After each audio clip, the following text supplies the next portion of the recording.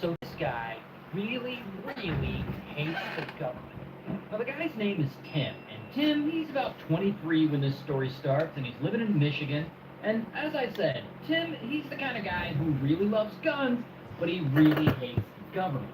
So one day in 1991, he gets out of the army and he becomes sort of a drifter and a regular on the gun show circuit, where he's traveling from state to state and from gun show to gun show.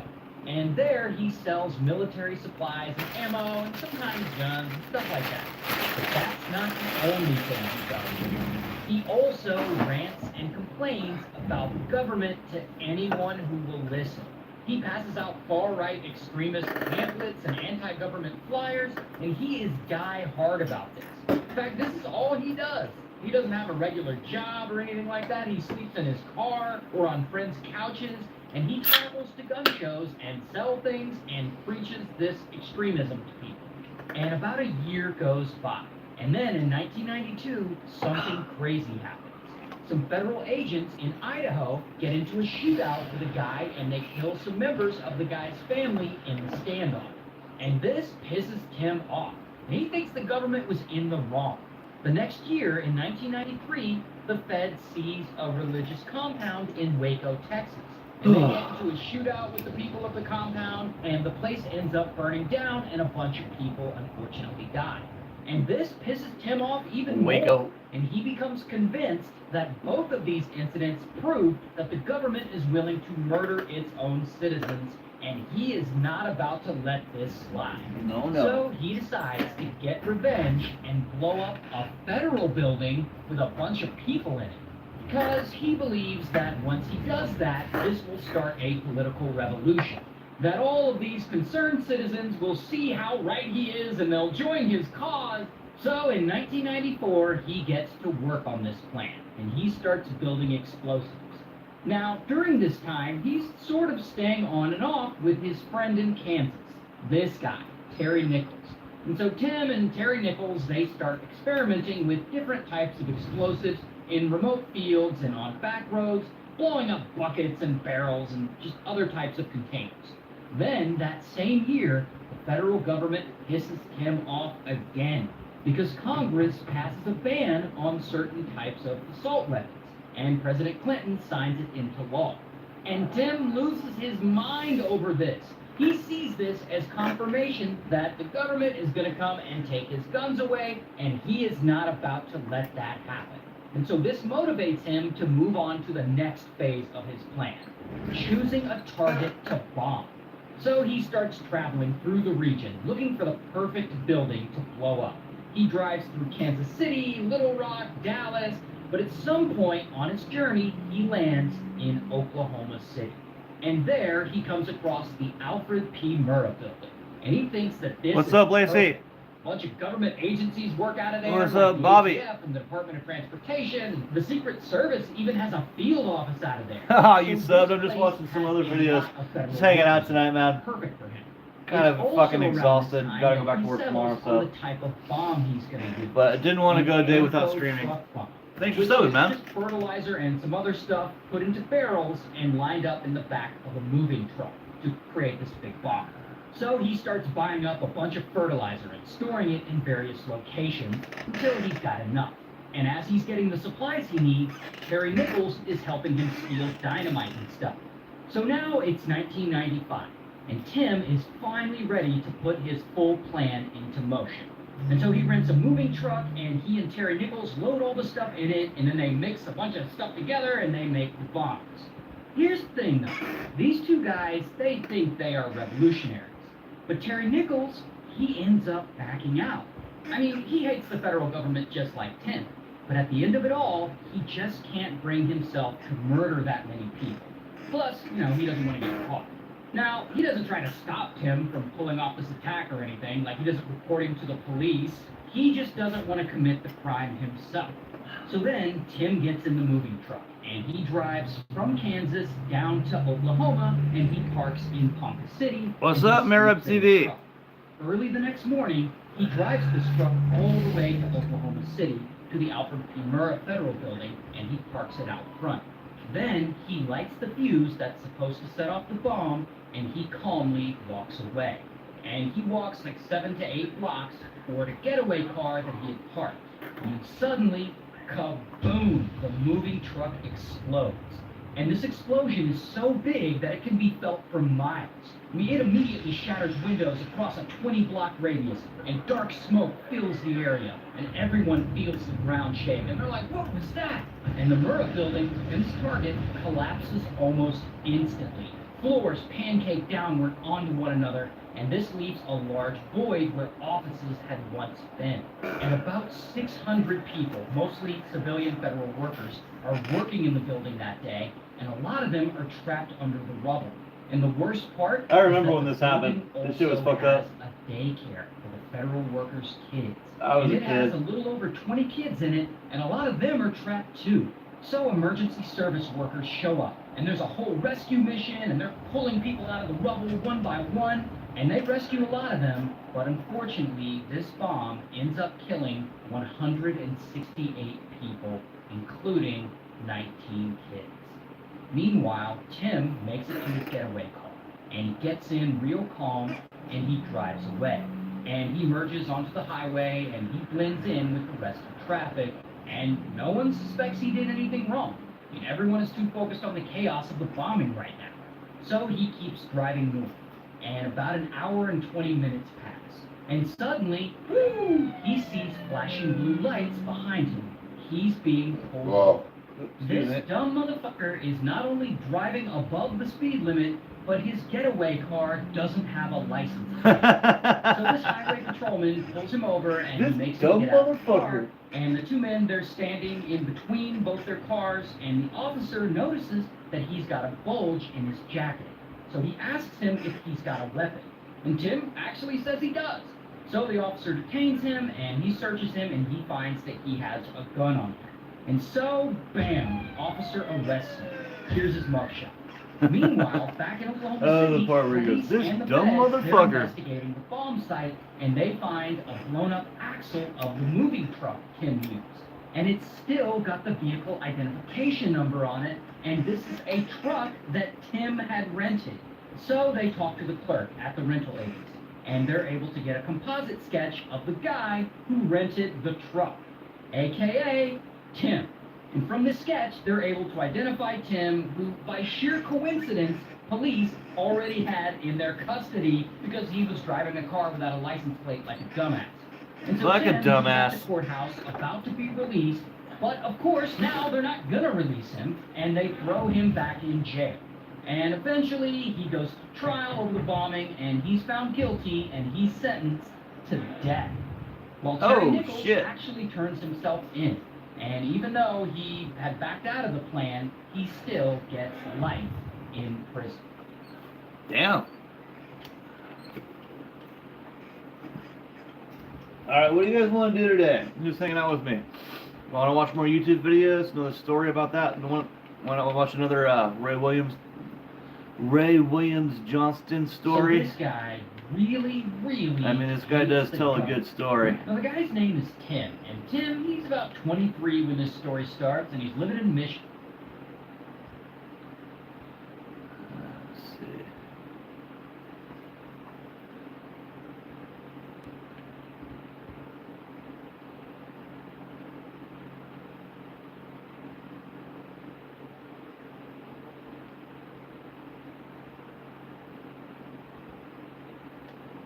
So this woman really believes that she's a vampire?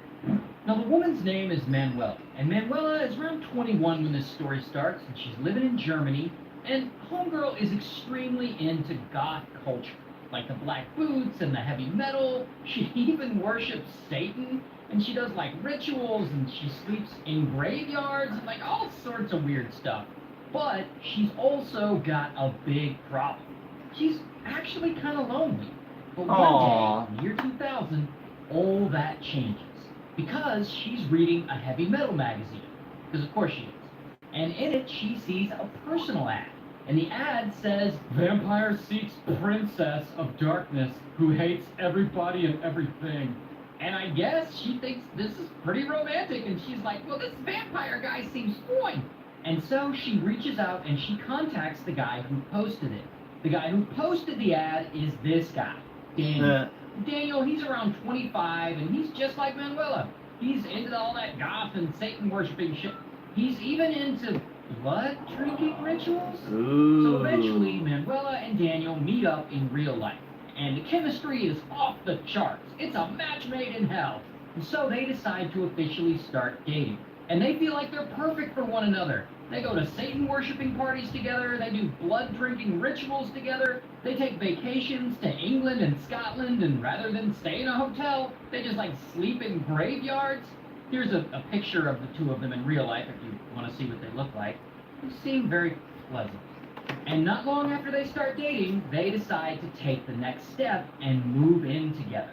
And if these two aren't weird enough, here's where things get even weirder. Now, they're both into strange satanic goth type stuff, but Manuela specifically is into vampire things, and she actually considers herself a real-life living vampire. And once they move in together, Manuela, she doesn't have a job, so Daniel's basically supporting her. So he goes to work every day at an auto parts store, while Manuela stays at home and, like, sleeps all day. And since she considers herself a vampire, she stays out of the sunlight, and apparently they keep their apartment dark even at night. Not only that, but her bed is an actual coffin. So she sleeps in a coffin. She also has her canine teeth filed down to look like animal fangs, or I guess vampire fangs. And this goes on for some time. And they get more and more into this lifestyle and more into the Satanism part. And one day in 2001, Daniel starts getting visions, because I guess he's got some mental illness stuff going on. Specifically, he gets visions of the number 6667, and he doesn't know what 67 information, but he eventually decides that this is a sign. It's a sign. Too bad none of those kids are here right now. Yeah, 6-7ing all over the place. They need to get married, and that the 666 he's seeing in his visions are a sign that they should get married on the 6th day of the 6th month, June 6th. And the 7 is a sign that they should sacrifice themselves a month later on the 7th month, and that once they die, they'll become actual vampires living in hell with Satan. Oh, yeah, However, that makes sense. They feel that just unaliving themselves, that's not going to be enough to appease Satan. They also feel like they need to sacrifice someone else. Oh, but they don't know who they're going to sacrifice. But then Daniel remembers a guy that he works with. This guy, Frank. And Frank, he's apparently super nice. He gets along with Daniel. In fact, he's one of the only people at work who actually talks to him and doesn't judge him for his strange beliefs. Plus, Frank is a funny guy. He has a good sense of humor. And Daniel and Manuela think that if they kill him and he goes to hell, that he would actually make a good court jester for Satan. It's kind of something. Regardless, they've got it all planned out. They'll invite Frank over one night, and then they'll murder him. So some time passes, and it's finally June, and these two vampire goth weirdos get married. Then July comes, and now it's time for the next phase of their plan, the human sacrifice. So Daniel goes and he invites Frank over to hang out one night. And poor Frank, he thinks it's just a normal evening, hanging out with a friend from work. So he's like, sure, I'll hang. So Daniel goes and he picks him up and he brings him to their apartment. And they're all three there, and they're just hanging out, like listening to music. But then, out of nowhere, without any kind of warning or indication, Daniel pulls out a hammer, and bam, he hits Frank in the head with it, and then bam, he hits him again. And Manuela is there, and she's watching all this go down, just like they had planned. And that is when she hears a voice. A voice who she believes is Satan telling her to stab Frank in the heart. So she grabs a knife, and boom, she stabs him. She stabs him again and again and again until he's no longer moving. And they apparently stabbed him with a bunch of different sharp objects, and they made sure to stab him 66 times because of 66. So now the they murder couldn't is get done. up to Then starts the 666. rest What a of the bunch of ritual. pussies. And I won't get into the details of the rest of the ritual because it's pretty gruesome, but there are certain things that they feel like they have to do with his body. And also, as part of that ritual, they smash in the coffin while Frank's body is still in the room. So now the ritual thing is complete, And at this point, all they have to do is unalive themselves, and then they'll be at Satan's side forever, existing as vampires, I guess. Until... Alright, just got my pizza from Felipe's. Daniel and Manuela aren't Check really this shit out, you guys. stable people, and they Look at just this. violently murdered someone.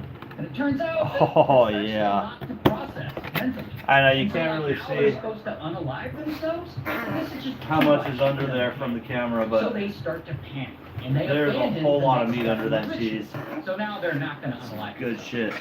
And instead, they decide to just leave, and leave the body there. So Manuela writes a farewell note to her parents to say goodbye, and they somehow get it to them. I guess they drop it off at their place.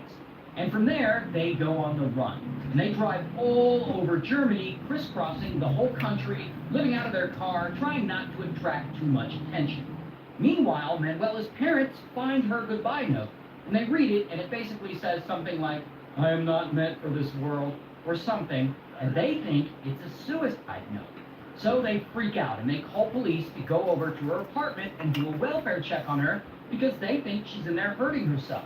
So police, they go over there, and they get inside, and that is when they find poor Frank's body.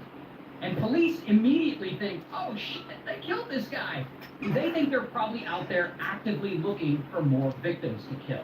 So they put out an APB, and this becomes a big manhunt all over Germany, trying to find these two. And about a week goes by, and police finally spot them at a gas station. And so, bam, they get arrested. And I don't have mugshots, but here is what Daniel looks like in real life, and here's what Manuela looks like in real life. And eventually, they go to court, and they admit to the murder. However, they claim that it's not actually their fault, because they claim that Satan was using their body as a tool, and therefore they're not responsible. Well, the panel of judges doesn't buy it, and they're both found guilty. And Daniel is sentenced to 15 years in prison, while Manuela gets sentenced to 13 years in Alright. prison. Alright, let's play some games.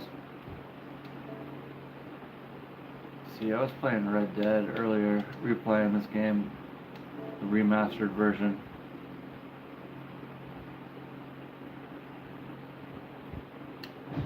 Anybody here? It'd be nice to talk to somebody if anyone's in chat. Let's go do a Bonnie mission.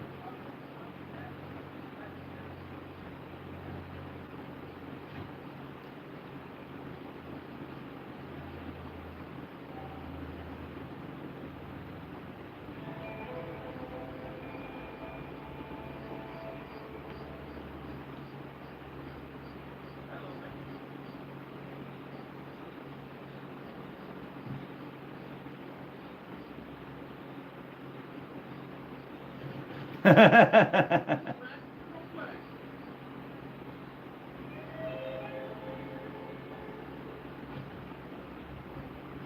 not very good at this. No, I don't want to bet. I'm gonna lose that. Hey! You're not the first one to call me uncle, man. Yeah, there's another person on here that calls me uncle as well. That's funny, dude. I'm doing great. How are you? You call me uncle while I'm playing Red Dead, dude. Yeah, I think uncle's at the end of this game.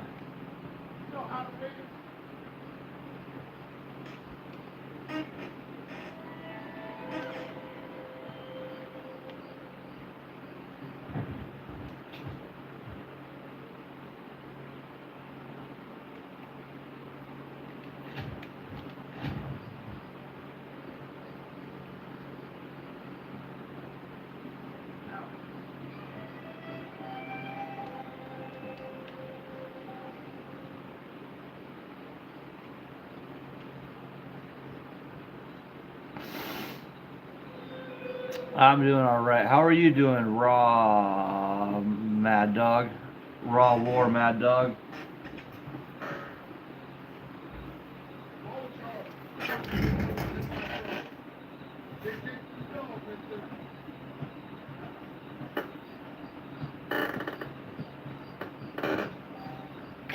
Oh, you didn't make me take the dog for a walk. Okay.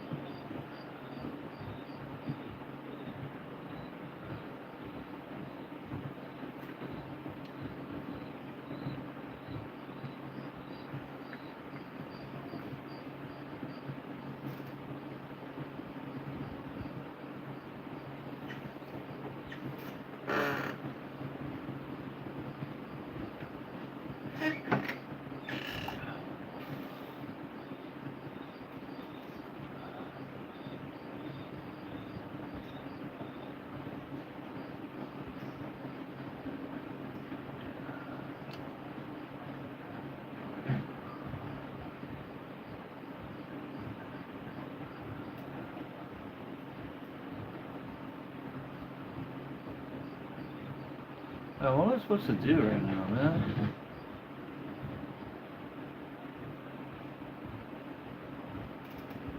Stupid dog. Not you, doobie. Hey, what's this guy doing? Either way, boy. Hey. I'm gonna punch. You're ready to see hell? You better be.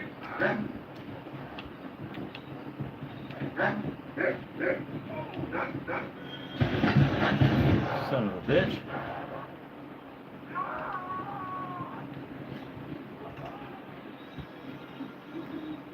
How do I punch?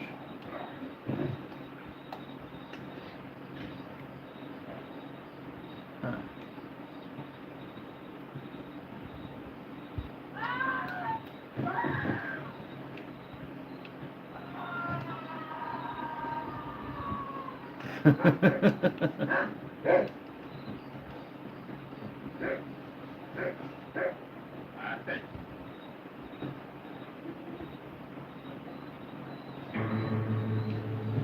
Come on.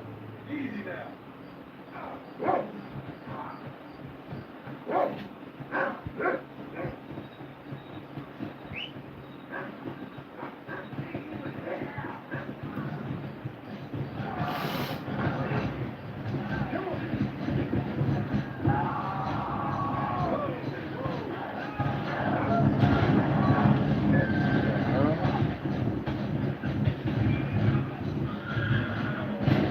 You're looking for a fight. You found one.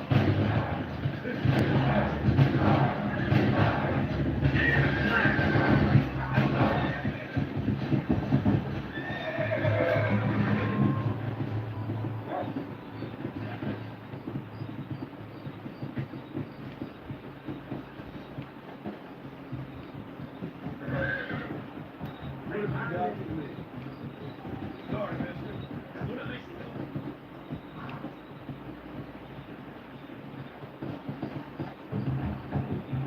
Otra mismo, amigo.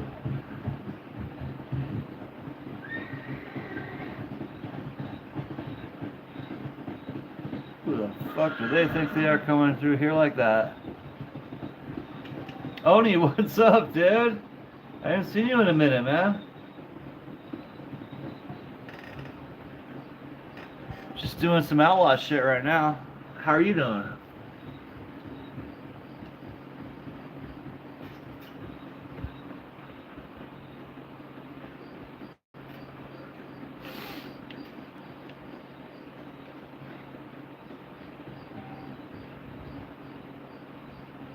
Oh, after 3 p.m.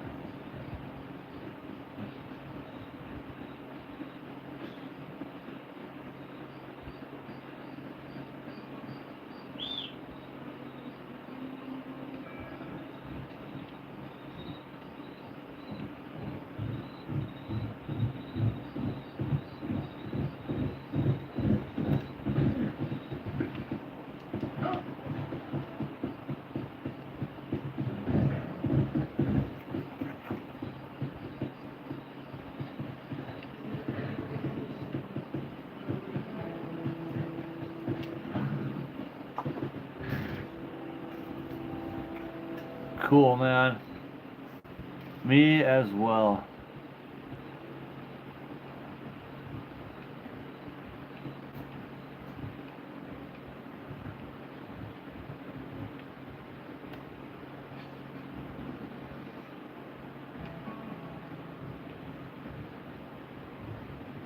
Yeah, back when I played it on Xbox, Xbox whatever it was, but I thought it looked good at the time.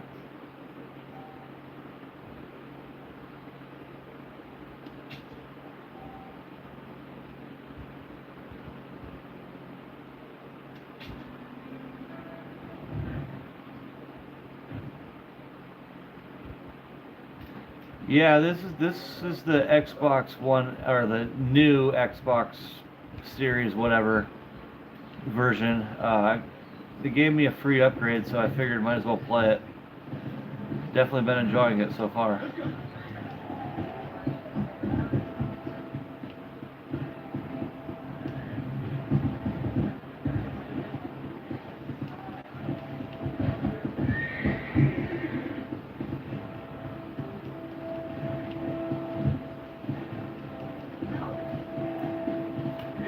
I played through the second one over and over again, but only played the first one time, so I figured might as well.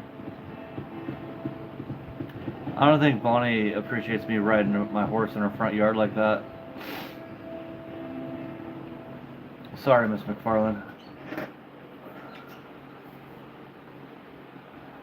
Well, hello, Mr. Marston. How are you? Fine, thank you. How are you? I'm fine, thank you. Did you meet my father? John Marston, this is my father, Drew McFarlane. Nice to meet you, Mr. Marston. Please. So, my daughter informed me that you're here on some secret mission to remove some undesirables from the county. Something like that. I'm grateful for the hospitality. Now, you know, we've lived here for 30 years now. Came here from the east. Land had never been settled. For 10 years, we fought the Indians. Tough men. Then we had outlaws. We had drought. Smallpox. Terrible winter. Cholera. And very little of my children outrageous. Sorry to hear that, sir. I seen strong men looking down at the I've heard cattle take sick and die. But I've never once doubted my life here. No, sir. When I hear about this so-called federal government sending out agents to covertly murder and control people, then I start to worry. All right, Williamson is a menace. Yeah, my friend plays Assassin's Creed, and like even in the Vikings one, they tried to put in a gay story in there. It's like, no, the Vikings weren't gay. They would fucking kill another Viking for being gay. It's shit. You can't just add a gay story just because it's PC now. That's not how history went, you fucking idiots. We don't live like that, are we? Sneaking around, spying, secret. Preposterous. Trust me, sir. I agree with you. Like, We won't insult you the further. Come on. number one priority of the Vikings was to marry, have children, continue the race. And if you're gay, they would kill you. So you can't have a gay story within the Vikings Assassin's Creed. That's just gay. Really, there's no other word to describe it.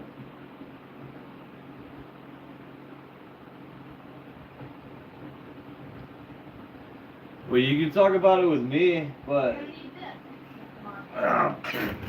nobody else here disagreeing with you. Eventually, somebody else in there will be like, "Oh God, no." But no, I agree with you on that one. They do add a lot of gay shit. Back when I was in 6th grade, back in the 90s, if someone called you a fag or gay, you had to fight them. No matter what. Otherwise, you were a fag or you were gay. Yeah.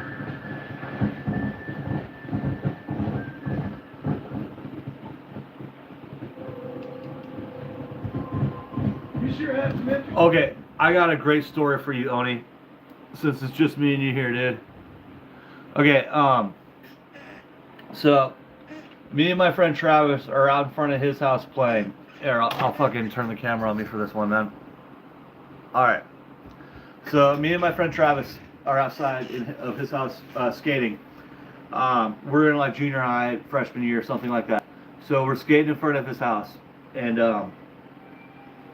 it's a busy street and there's lots of families on that street. So we're skating in front of his house. Across the street is like two different neighbors that both have kids.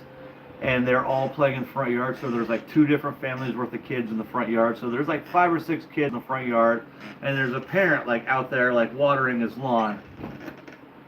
And yeah, and there's a parent that's like out there watering his lawn. And so we're out there skating, and my friend's sister from the upstairs window yells out, "Hey Travis, do you want to go to the movies with me and my friends? You can take your buddy with you." And then Travis goes, "What movie are you guys going to see?" And then she goes, "We're going to go see The Birdcage." And then, like I said, it's a busy street. There's people everywhere, families, kids, parents. And then he yells back up at his sister, "No, that's okay. I don't want to go see a movie about a bunch of fags." And then his sister from upstairs goes, "Okay," and closes the window and goes back inside. And then the dad across the street doesn't even say anything. The kids just keep on playing, because that's just how we fucking talked back then.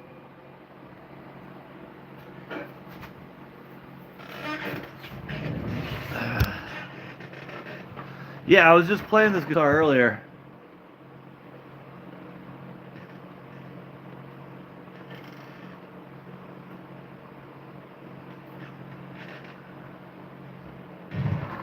Yeah, that's a real guitar. You've seen this one before, dude. And I put the spikes in it too, so nobody else but me can play it, or else the spikes come out and kill them. Yeah, if somebody else tries to touch it, like if I touch it, they don't come out. But if anyone else touches it, they come out and kill them. Yeah.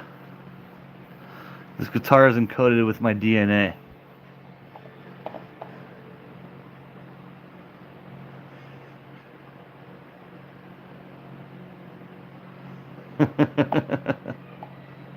Yeah, it was real. Yeah, that's a true story and a hilarious story.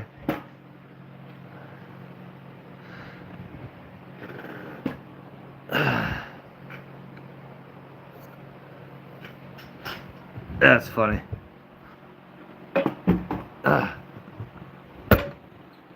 There. About the gay movie. Yes, The Birdcage was a gay movie. I mean, that's not even wrong of me to say that. The Birdcage was a gay movie, and it was a movie about a couple of fags.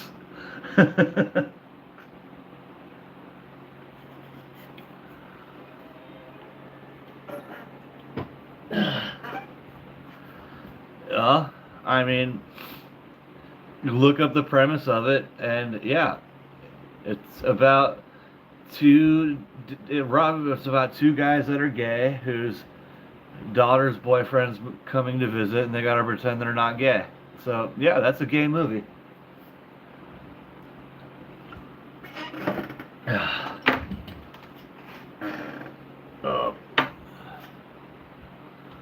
Theories on what the government's doing, sir. They ain't theories, Mr. Marston.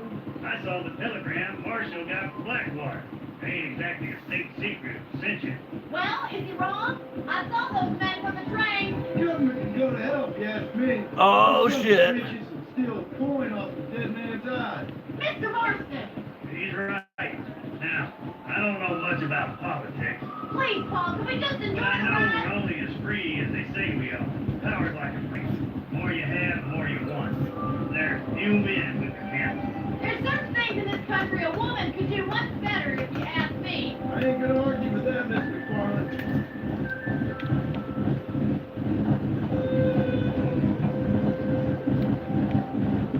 Now, I heard something funny the other day. I don't remember where I heard it, but I do remember it.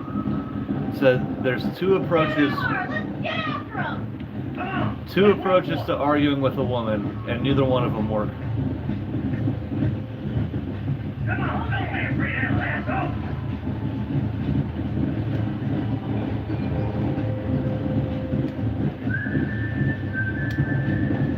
Okay. On that damn road. Are you? I got you. Yeehaw! Damn, I suck at this. You gonna use that rope or not? Hold him there now.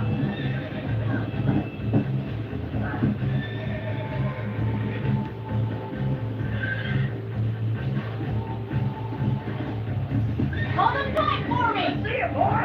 That's it. Keep Now hold that on, Marston. Make it slow down. Show me what you got, boy. You'll have to do time. Come on, man. Down, boy. Come on, let's go. That's it. Don't give up. Relax now. You're mine now. Push him too much.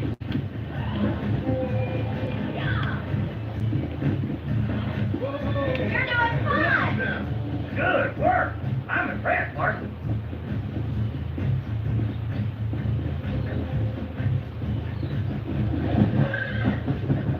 You fucking dickhead. I think that's enough exercise.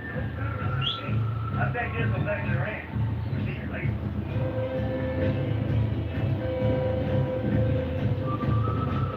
Giddy up.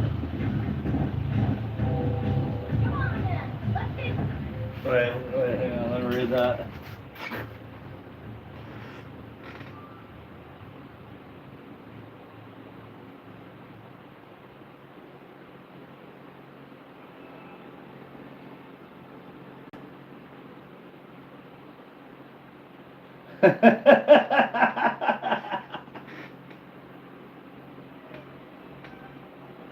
One time, I'm out skateboarding downstairs, and my cousin's in the upstairs room, and my mom's in the downstairs room. And they're both looking at me through the window, and my cousin flips me off from upstairs, so I flip him off from outside. And my mom can only see me; she can't see my cousin upstairs. So she goes, "Anthony, what are you doing?" And I'm like, "He did it first. What the fuck?" But no, your story is better.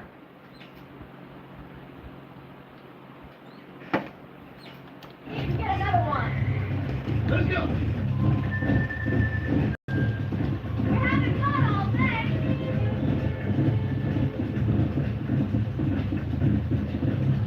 Come on. Oh, there. What are you waiting for? Shut up. Come on. I got a feeling this was gonna break easily. I got you now. That's it. Playing with him. Hold it down. Relax now. Nearly there.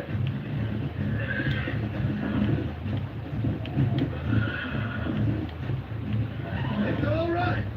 Almost got you. You were wild. You got it eaten out of your hand.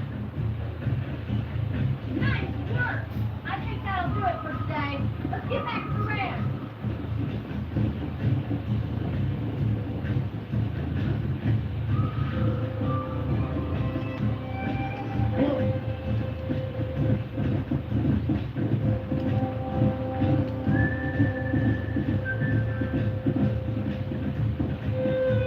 You see your sister's titties and you're like, yeah!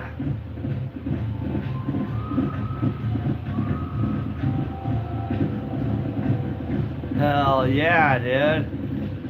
I like your father. Nothing like getting smacked in the head by some titties. You have a good life here. Life I want. For me and my family, I mean. We don't have a lot anymore. You have enough. It's one that gets so many folks in trouble. It'll sap your spirit and make you poor. But it's great. And it's decent. There's no better night's sleep than after an honest day's work. It's no wonder you look so tired, then. Some death must be shy of Joker, Miss McFarland.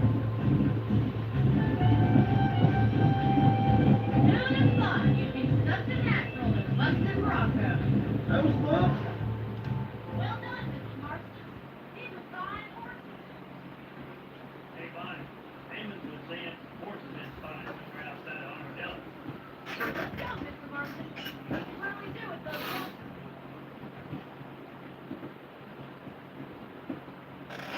Come on, Mr. Marston. Let's head for Armadillo. So it goes from double D's to double E's to double F's. Thank you. Damn, dude. Tell me why you were never married. Aside from the snobbery, that is. You sure asked a lot. I'm just surprised, that's all. You must have been quite a catch. The fact that you're talking in the past says it all. No, that's not what I mean. You must have had some suitors, that's all I'm saying. Some, I suppose. Here and there. A ranch in the middle of Hennigan's Stead ain't really the place to find a husband. Amos, he's a little, well, you know, countryside. Where'd you do your airs and graces, Mr. Foreman? From a couple of cheap governesses, all hired to save us from being savages. I like to talk about more than just cattle and chickens sometimes, that's all. And after my brother left, it was up to me to become the man of the ranch. He never admitted, but my pa's a lot frailer than he looks. You're worth two of any man I know, miss. I'll try to take that as a compliment. In many ways, my wife's Mr. Foreman. Is that so? TNT. In a man's world. You don't talk about her very much. Looks like the ranch hand is up ahead.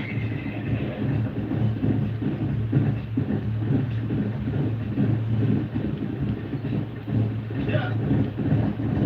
The TMTC, the Too Much Titty Committee. Let's drive along the canyon where it's narrow. Travel there.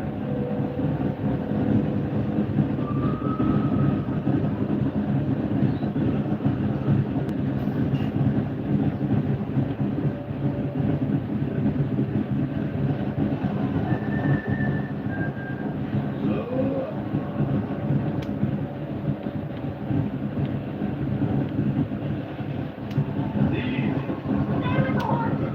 I'll give you a signal when we're ready for them.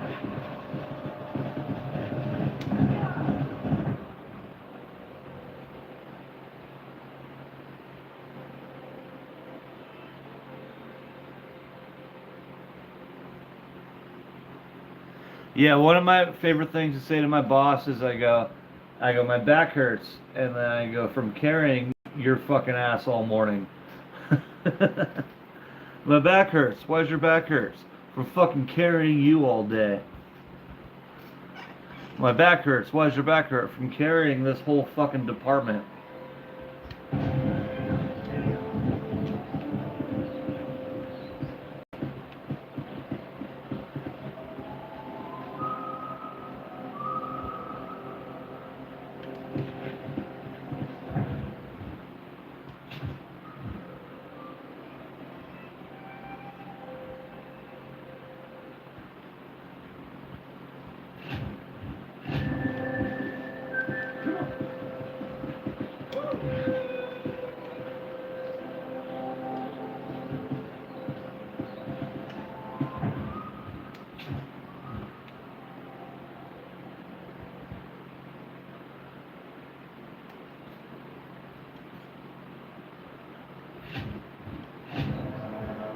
Is that what I'm supposed to do right now?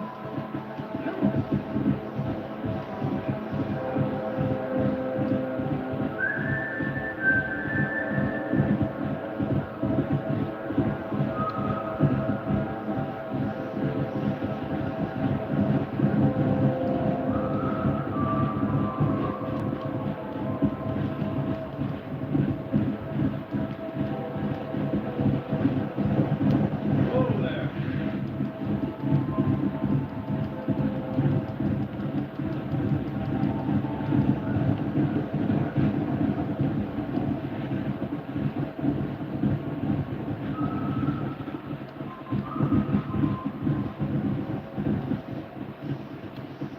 Yeah.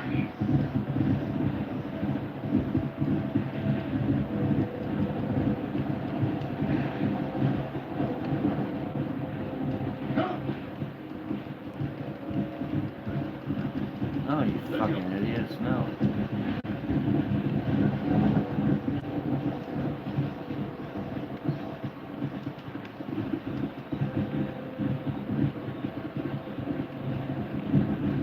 Go. Easy.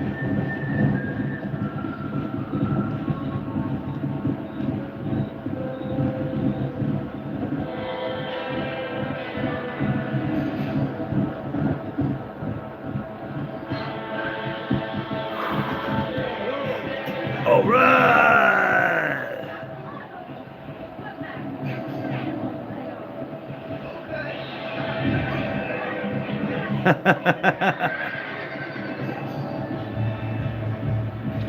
Get after him!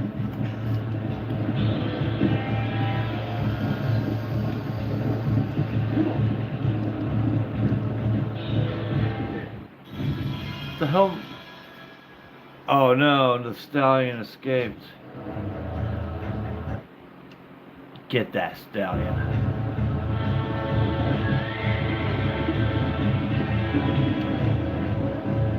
Which one's the stallion?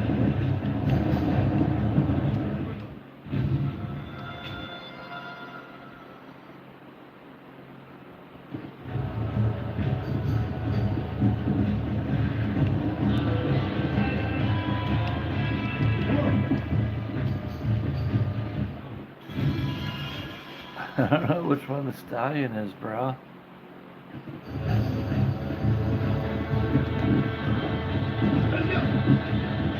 Is that it?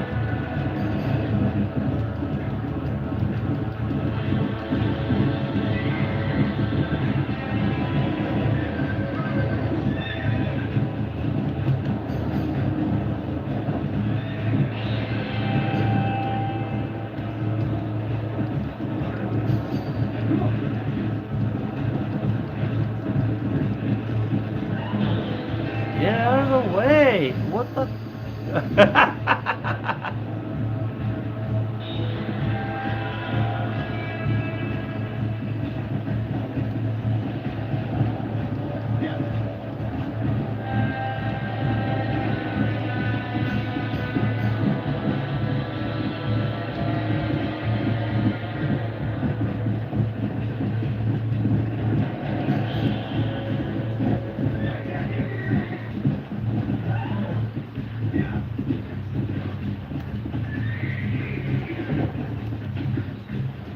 Whoa there. Relax there. Easy there.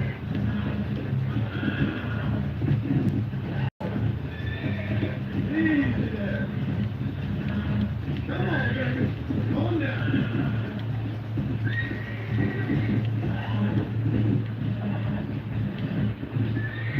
Oh yeah, come on. Come on now. Come on, baby. Oh, baby. Oh, come on now. Oh, that's a good baby. Oh, yeah. There. There. There you go. Now let's go. Now, oh, now that's right.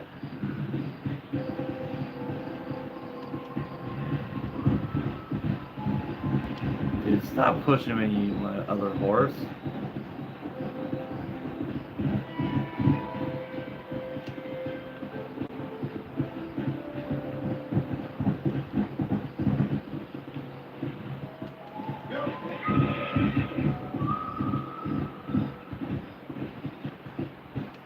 I'm not a very good horseist.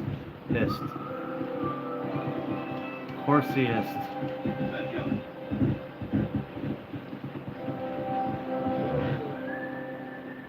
What's the name of a horse rider? I know there's a word for it. I can't think of it. It's like a Levixrin or something. Keep that stallion at your own. Thank you from all of us. Right in. Ooh, she let me keep a stallion.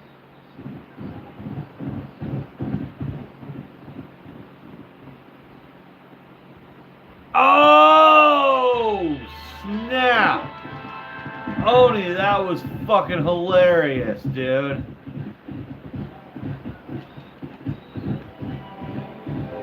Stop horsing around. Cheers on that one, bro.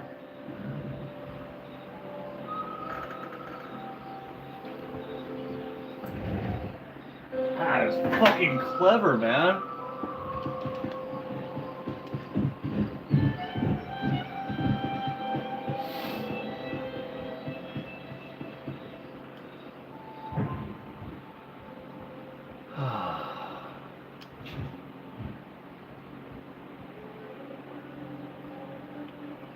Alright, do I want to do another mission for the sheriff or another mission for Bonnie? What do you think?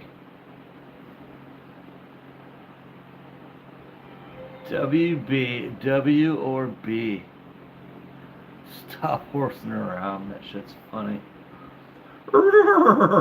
One time a teacher actually said that. I think in like 8th grade. He said, "Stop horsing around," and then one of the kids in the class went.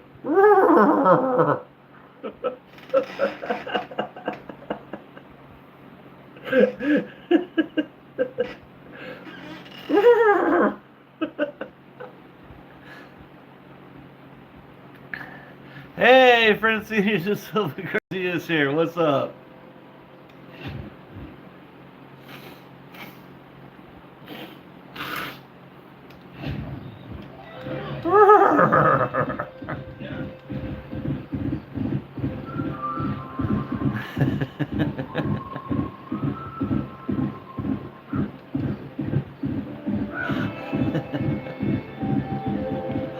And I'm still cracking up because I'm remembering the moment.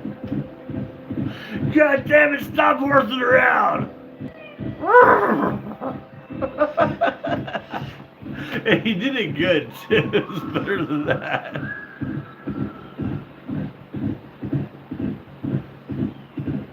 Francine Silva Garcia, how you doing today?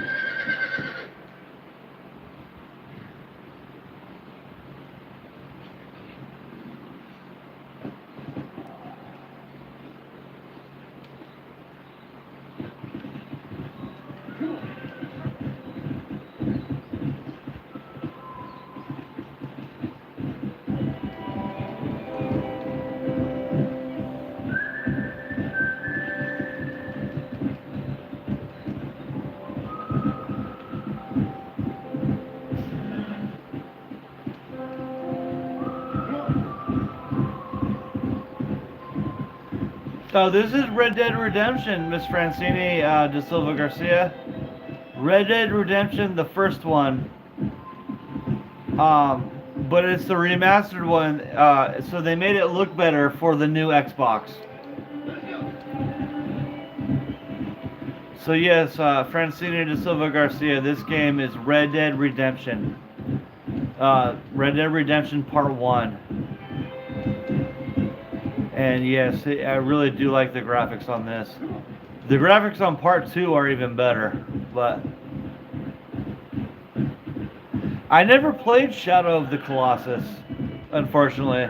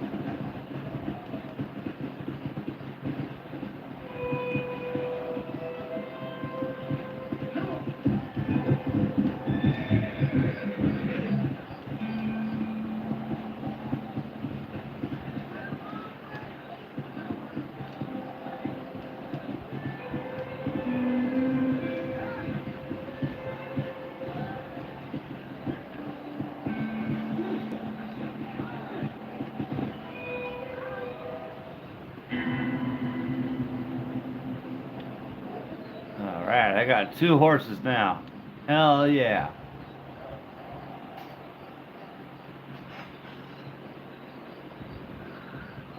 Hello there!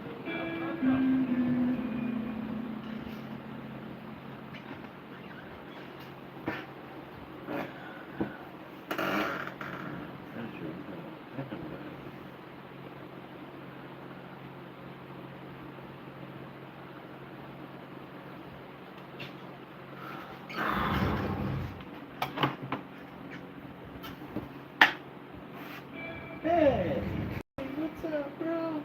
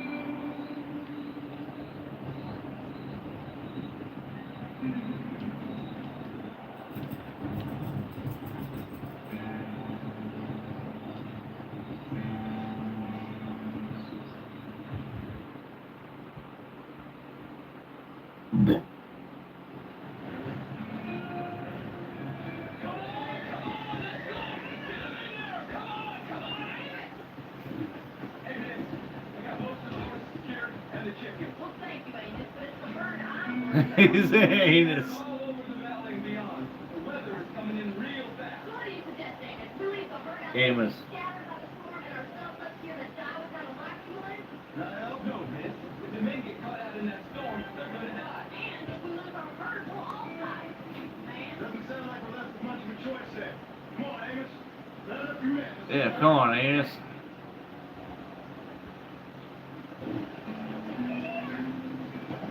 Let's go. We don't have much time. Go.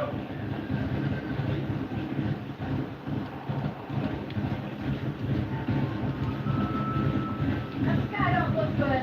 I'm starting to think somebody up there is conspiring against me. Are you a religious man? Not any real sense. Sometimes I tell myself things happen for a reason. Like what brought me here was fate come a calling. But nobody made my path for me. We all need to look for answers somewhere.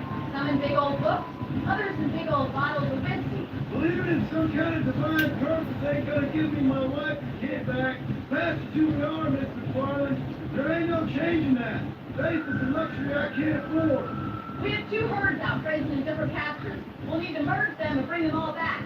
I think we can handle that. If cows get real ornery in bad weather, it's more work, but I'll show you how to deal with them. It's gonna be difficult to talk in this weather. Stay close. We don't want to lose each other.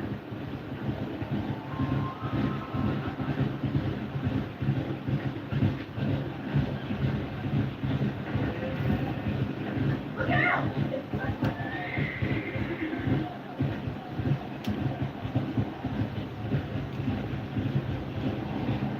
Stay close, Mr. Marston.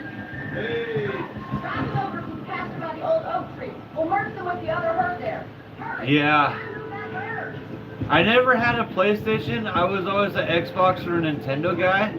So I always missed out on Gran Turismo and Twisted Metal. Storm came out of nowhere. I think it was really the only PlayStation exclusives I really missed out on. Gears of War, whatever. I didn't really care that much about that.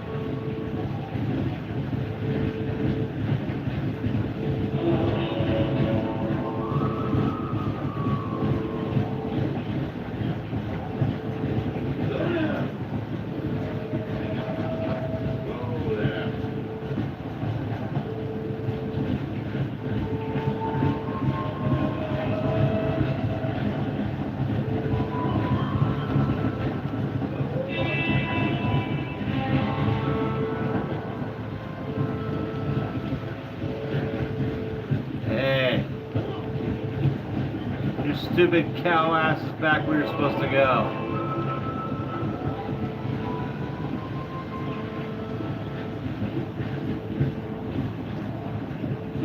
Yeah, get your...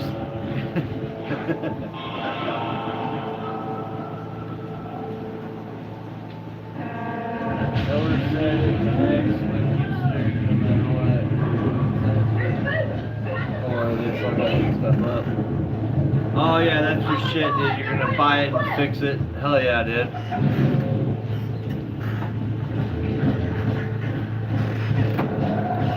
Oh man.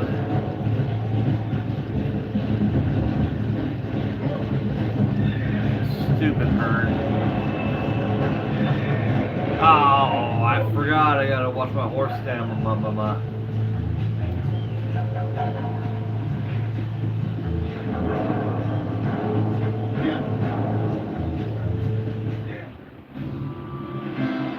I lost the herd.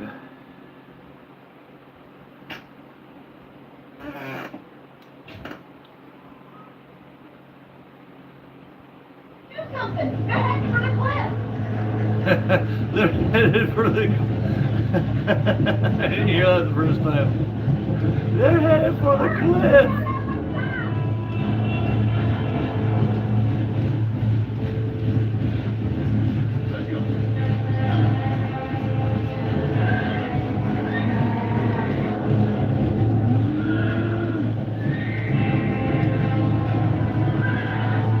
Damn it! Why? Why are they jumping off the cliff?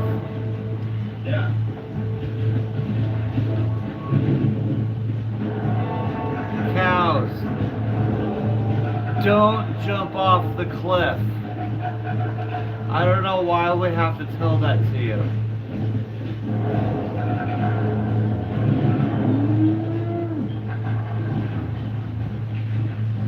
Did I save enough of them? I'm sorry, Bonnie, I could have done better.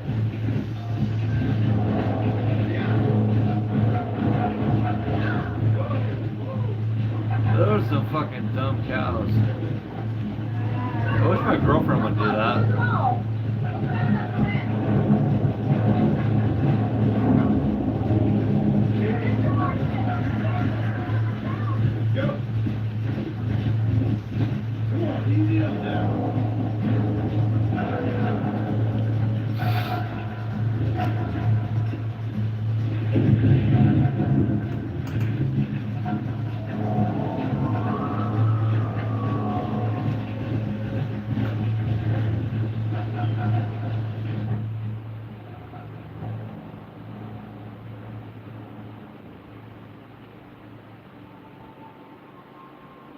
He just didn't turn it on.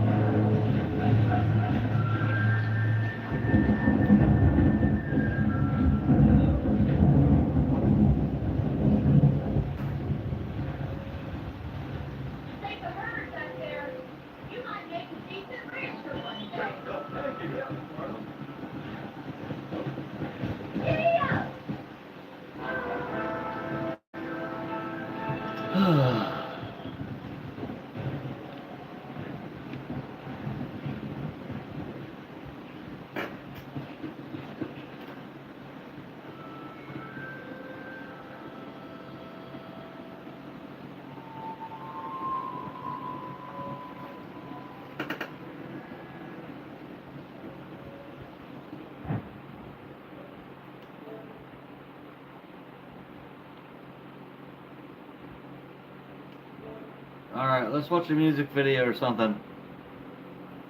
Because I'm going to eat a slice of pizza.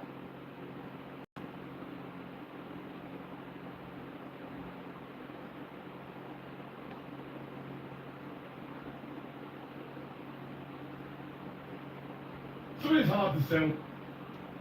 In 1988, while other games were focused on...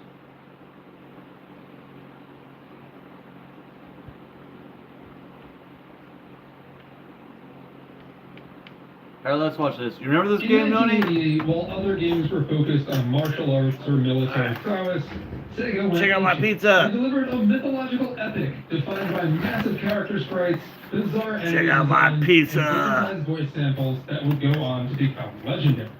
That Altered game was Altered Beast. Beast. Welcome to your doom.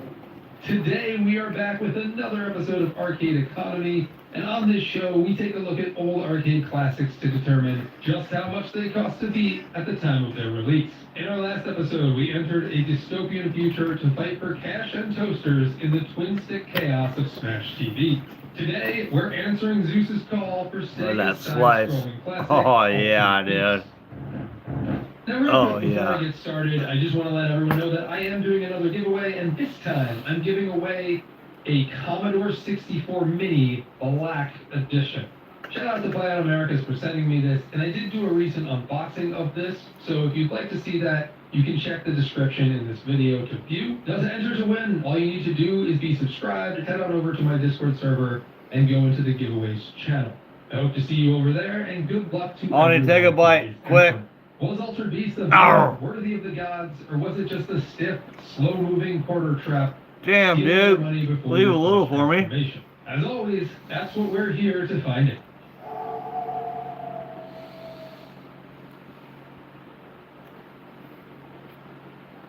By the late 1980s, Sega was a force to be reckoned with in Take the another video one. game industry. They were riding high on a string of arcade No. hits like the racer Hang-On, the sci-fi shooter Alien Syndrome, and the iconic ninja classic Shinobi. Mm.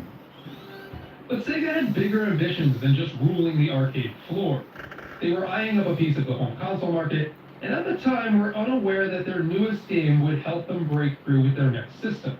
But let's not get ahead of ourselves just yet. Oh, By planning man, their next so major good. Title, Sega turned to the team behind Shinobi and placed them under the direction of a rising star within the company, Makoto Yukita. For his first Oh, of project course the lead, dogs are Yukita here. drew inspiration from a wild mix of pop culture and classic cinema. He looked at Michael Jackson's Thriller and werewolf It's a movies like blanket of Howling for the cheese, body horror but then like a elements, and then lasagna worth of mashed that up with toppings the underneath. stop-motion mythology of Ray Harryhausen classics like Jason and the Argonauts and Clash of the Titans. To bring this vision to life, the team utilized like, Sega's look at all System that. 16 arcade board. Look at all The that down hardware was there. designed to handle large detailed There's like- sprites, which was crucial for the game's central Yeah. mechanic, the transformations. I need some help. Okay, hang on. I'm doing something Makita right was now. so obsessed with getting these right Yeah. that he reportedly instructed his lead artist to dedicate an entire month just to perfecting the metamorphosis sequences. And honestly, for 1988, it really paid off.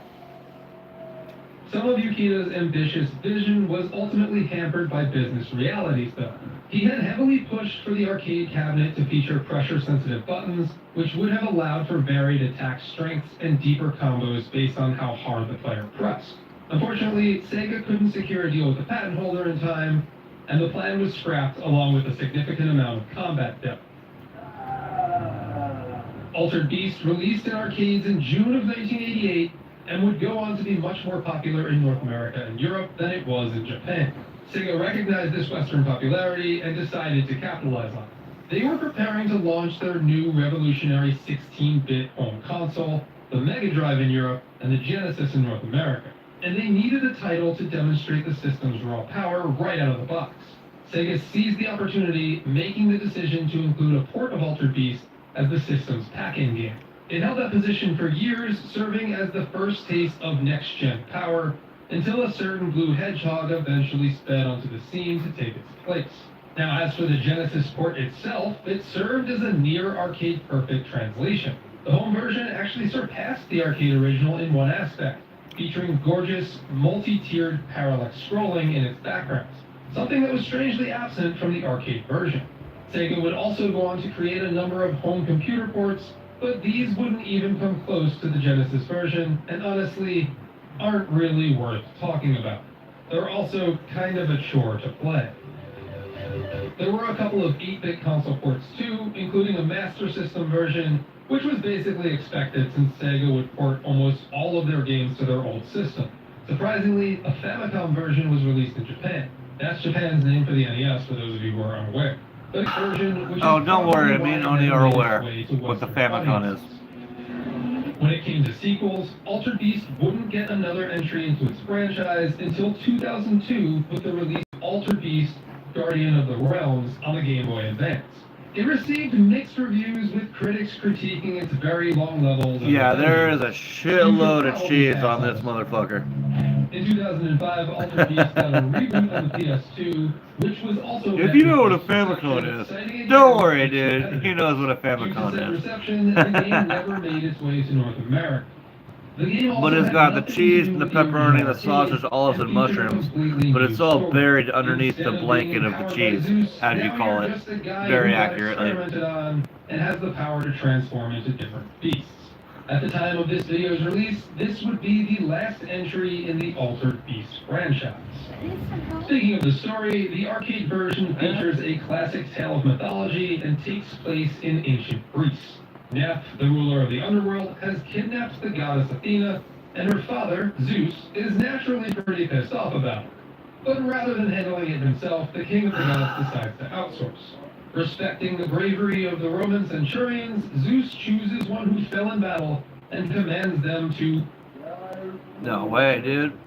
Empowered What by kind of Zeus, the meatballs? player is tasked with marching Beef, straight into the sausage, underworld, or- battling Neph's minions, or did you and mix 'em? using their new shape-shifting abilities to save Athena. The I story know. unfolds through a number of cutscenes that appear between levels.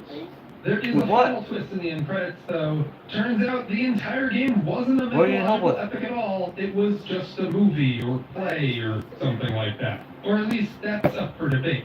With The what? credits actually show the actors What taking do off you their monster need help costumes with?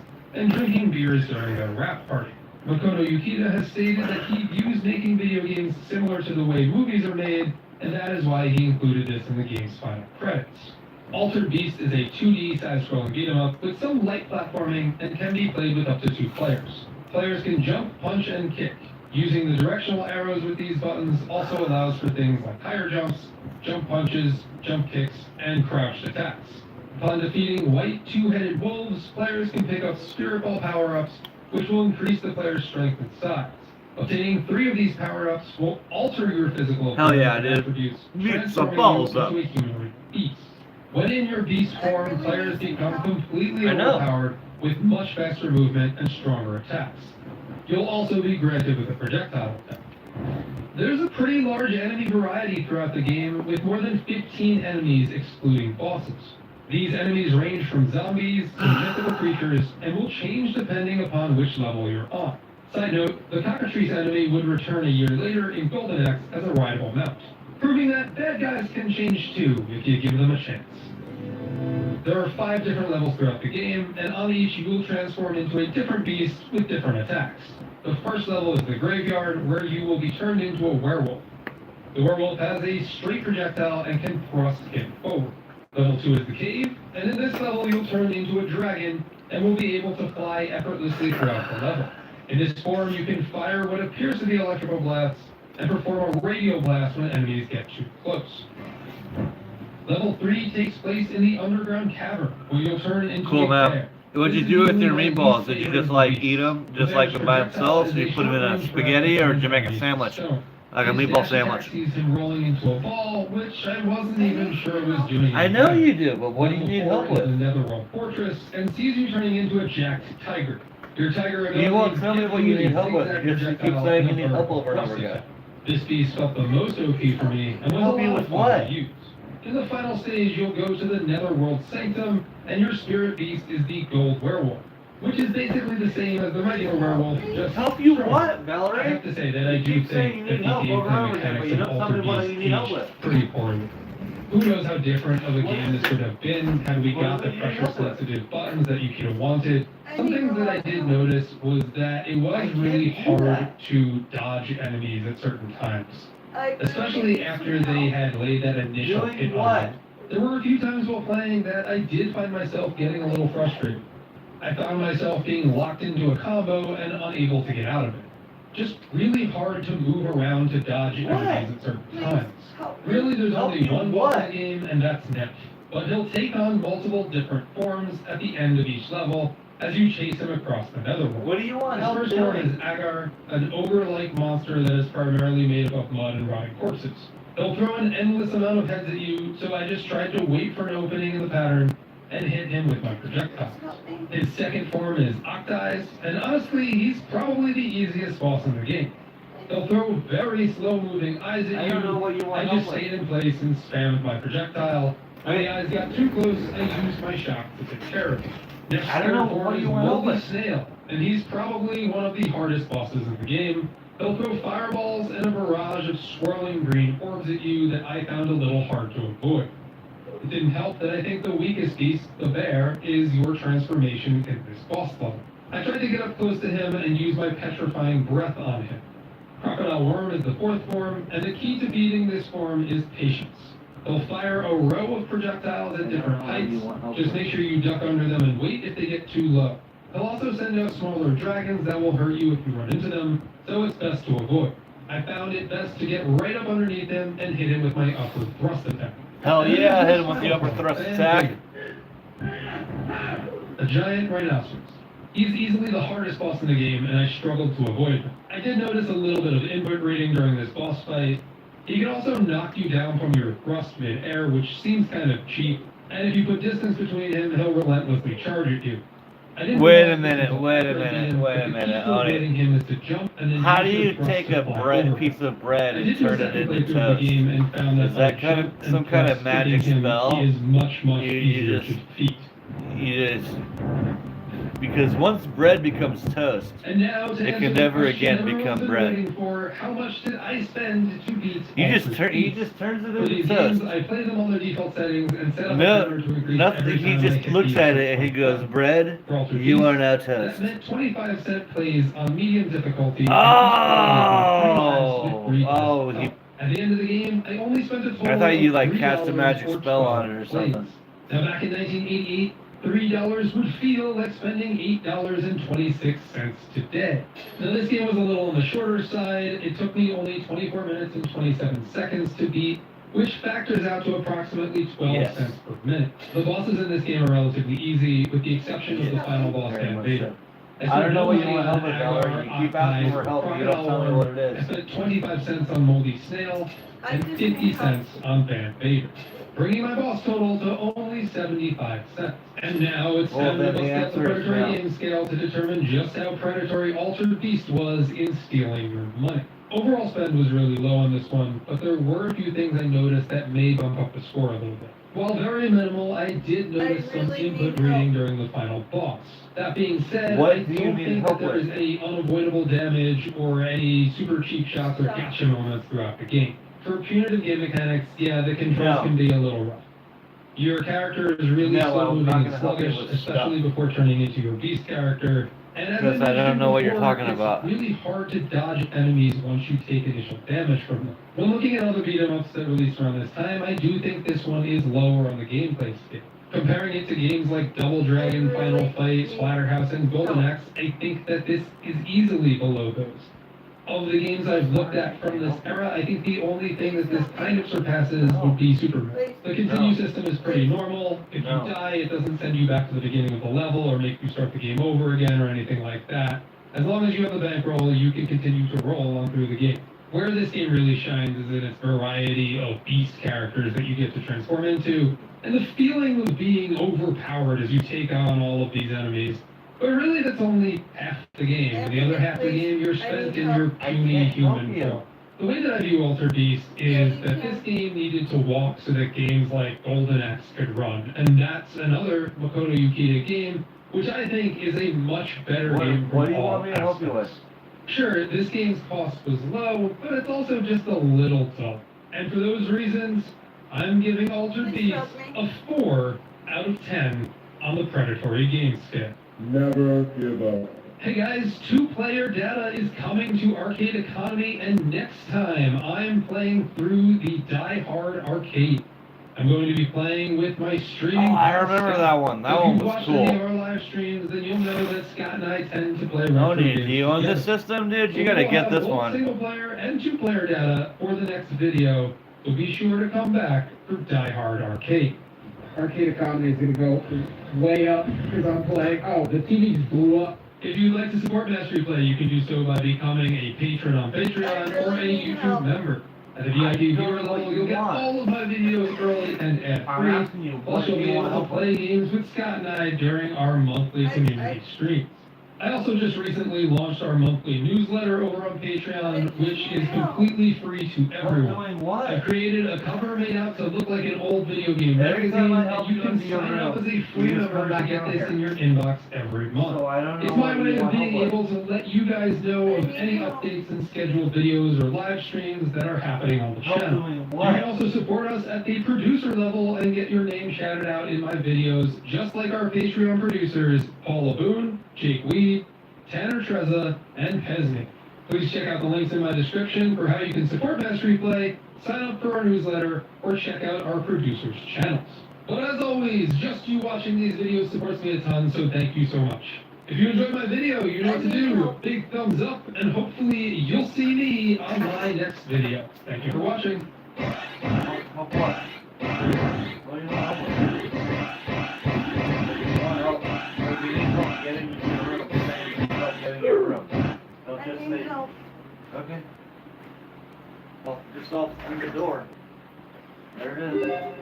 When we say game consoles, you think PlayStation 5, Xbox Series, Nintendo Switch, stuff that's successful and good and Yeah, works. I'll be right back. But there's way more gaming consoles out there. There's your total failures, the bad consoles, and there's the ones that don't work. I folks have falcon today on Game Ranks the top 30 worst gaming consoles of all time. We're going to start this off with a bang. A console known as the PlayStation 3 controller with a screen on top. Look at this stupid thing. It's a PlayStation 3 controller mold with a tiny screen on top. They took out the sticks, replaced them with speakers, because, you know, great, that's what this needed. You couldn't have put the speakers anywhere else. Like, I don't know, maybe you could have put them where the back buttons were, because they took those off too. But don't you worry, to make up for it, they added 2 new buttons in the middle of the controller. They advertise that this thing has 520 games preloaded in it, which is pretty pathetic compared to the 7 billion games that usually get packed in these cheapo AliExpress bootleg consoles. But hey, at least the price is right. Just $1.78 at time of writing. I've seen these things sell for as low as 99 cents. So hey, it may be a pile of garbage, but it's not going to set you back a whole lot. I love that it advertises it has a direct connection to high-definition television, but doesn't have an HDMI cable. It's a 2-color RCA, and it doesn't even have stereo sound. I guess it's not lying. You can connect it to a high-definition TV, which some of them have RCA inputs, so not necessarily your high-definition TV, but a high-definition TV. Sure, the console only outputs an SD, but you can connect it to some HD TVs. Cool. And number 29 is the Ouya, the little indie console that could. The Ouya was a third-party, crowd-funded video game console that was meant to save us from the stranglehold that companies like Nintendo, Sony, and Microsoft had over the gaming industry. It was a console for the people, a new kind of video game console, and the rose was still in bloom for Kickstarter projects at the time, so the money came rolling in. More than 9 times the original funding goal. People wanted this thing, but after years of broken promises and mismanagement, the final result was really underwhelming. The thing was primarily sold as an Android console, not for casual gamers, but the only people who actually got any use out of it were the hardcore enthusiasts who turned it into a low-cost emulation box. And even though it wasn't great, the controller was cheap and poorly designed. Even for a cheap little console, this thing was extremely underpowered for what it was meant to do. And by the time it actually came out, actual emulation boxes were starting to come out using cell phone CPUs, which were way more powerful than this thing had on offer. So the only real value it had left was that Ouya games had to be free to play, or at least some of the game had to be free to play. Essentially, it meant every game had to have a demo. So that's actually not a bad distribution model. The problem with it is that you had to have an internet connection to play. Every single game was like that, which, as you know, with a good internet connection, can be a problem. But the wireless hardware in the Ouya was cheap and spotty, and obviously the servers are down now, so every game on the system has been rendered unplayable. So much for freeing the games. And number 28 is the Apple Bondi Pippin. Apple's first and so far only foray into the world of video game consoles came out back in 1996, costing $599 US, double that of the Sony PlayStation, which released a year earlier. For that price, this thing better had some impressive graphics for the time, right? Well, no. It didn't even have a dedicated graphics processor. All the games made for the system run like crap and look significantly worse than games made for the PS1. So what did the Pippin have? Well, it had a hideous boomerang controller that was wireless, which was unique for the time, and also you could install Mac OS 7 on it. So it was sort of a hybrid PC console with all the negatives of both and none of the positives. If you actually did install the OS, it would take up most of the available system memory and games would run even worse. The few exclusives the system got were completely pointless too. They could just work on a standard Mac, so there was almost no reason to get them. It ended up being the worst selling console of the fifth generation, which is impressive because there were some pretty big duds during this era. The failure of the console wasn't entirely Apple's fault. The driving force behind the console was mostly Bondi. They were the ones that actually manufactured and marketed it, so they ate most of the losses when it inevitably flopped, while Apple pushed forward, pretending the whole thing never happened.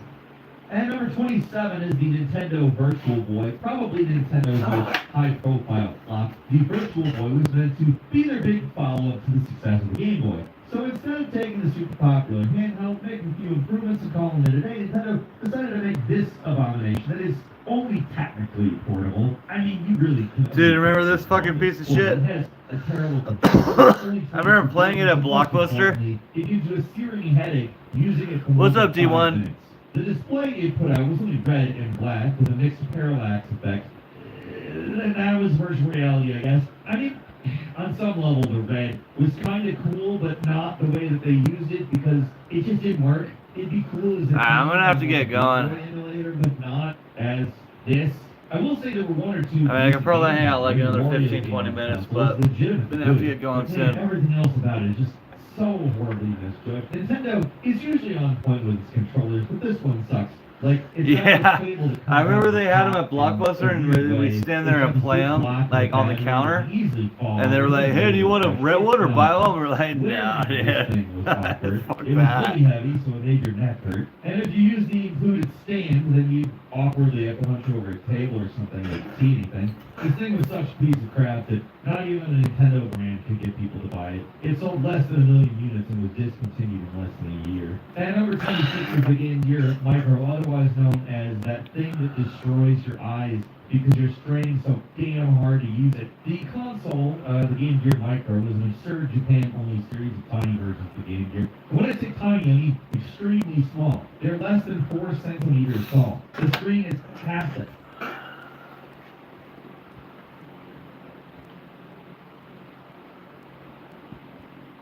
Number 7. Yeah, I do remember it had some funny commercials. Does the CIA...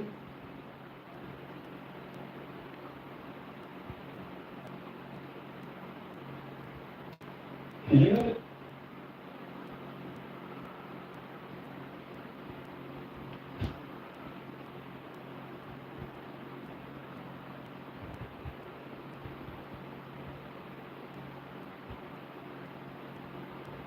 Yeah.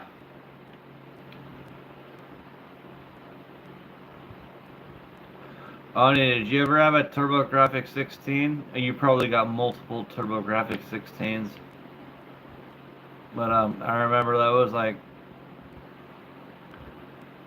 the system that's like, it came out, it's like, no way, what's this cool thing?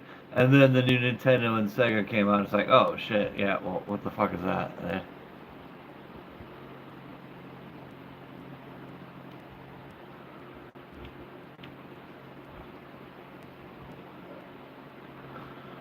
fuck, dude. I gotta shut down. It's getting late. I gotta get ready for bed. And I'm gonna have to see you guys later, man.